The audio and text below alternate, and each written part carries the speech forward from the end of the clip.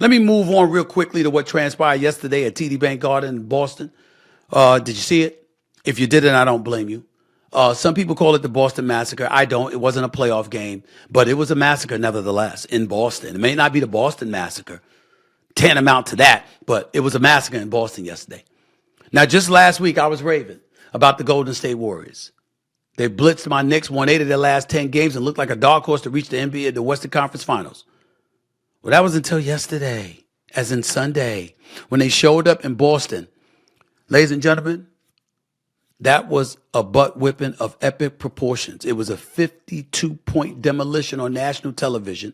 It was the third largest margin of victory in Celtics history. You know what else it was? It was one of the rare occasions you see a team down by 45 points in the first half. There's only 24 minutes and a half of an NBA basketball game. They were down by 45. You know how bad you have to be to get destroyed like that? Now, Warriors coach Steve Kerr pulled the plug in the second half, not giving any minutes to the big three of Steph Curry, Klay Thompson, and Draymond Green after the break. The Celtics now have an NBA record, 3 wins by 50 or more points this season. They built an 8.5 game lead over the second place Milwaukee Bucks in the East and are 6 games clear of OKC for the best record in the NBA. This was my pick to win the championship before the season began. I think Jason Tatum is my leading candidate for league MVP because he's the best player on the best team in the NBA. I think number 2 on that list would be Shai Gilgeous-Alexander because of the way he's been balling. That's what I believe. And then when you take that into account, and by the way, the man has scored over 30 points in 40-plus games this year. Then you've got Nikola Jokic. Jokic is a bad brother. Can't jump onto a curb. Waddles around like a damn seal for crying out loud and will bust you know what. He's special. No doubt about it.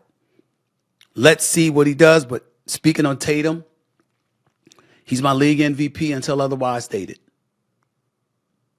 Boston Celtics, I can't see anybody in the Eastern Conference messing with him. Not even Milwaukee with Giannis and Dame. I can't see it. Nobody can mess with the Boston Celtics. I think they got a clear path to the NBA Finals. And right now, the way it's looking, I think the only team who can beat them is Denver, who've already beaten them at home this season in Boston. Beat them in Boston. Boston's coming to Denver Thursday night. By the way, the Celtics are 1-3 against the top 3 teams in the Western Conference this year in Minnesota, OKC, and Denver. OKC beat them when Shai Gilgeous-Alexander dropped 36 on them.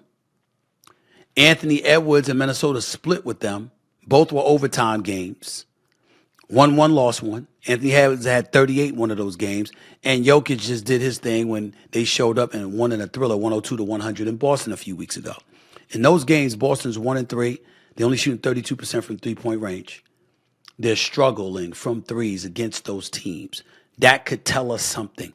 There's no other indication that there's anybody that's going to beat Boston. It may come down to Boston and Denver. Because I think the Nuggets have been lurking and just waiting around and all that other stuff. If all of y'all want to get sensitive out there in the city of Denver, talk about who the hell is he to say he doesn't want to come near, hell with you. I'm not used to high altitudes, having my nose stuffy and having these damn sinus headaches. Hell with you. You're a great sports town, great city, great fans, great team, great coach, great superstar. 2, as far as I'm concerned, and Jokic and Jamal Murray, who I love. Don't get on me because I don't feel like being in that damn high altitude. Get over it. Get over it.